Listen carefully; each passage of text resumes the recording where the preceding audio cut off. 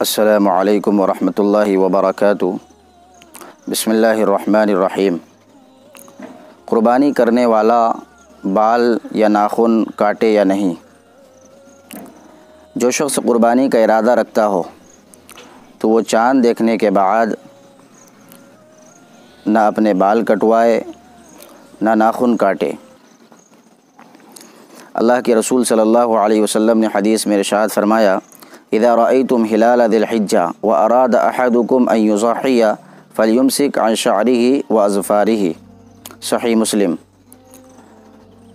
جب تم میں سے کوئی چاند دیکھ لے اور اس کا ارادہ قربانی کرنے کا ہو تو اس کے لیے مستحب ہے کہ وہ نہ اپنے بال کٹوائے نہ اپنے ناخن کاٹے۔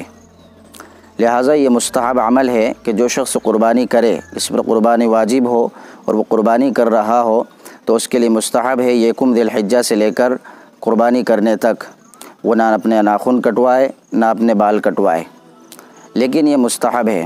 اگر کوئی شخص اپنے ناخن اور بال کٹوا لیتا ہے تو اس کی قربانی پر اس کا کوئی اثر نہیں پڑے گا۔ جو شخص قربانی کا ارادہ نہیں رکھتا ہے اس کے لیے یہ عمل نہیں ہے، یہ صرف مستحب عمل ہے۔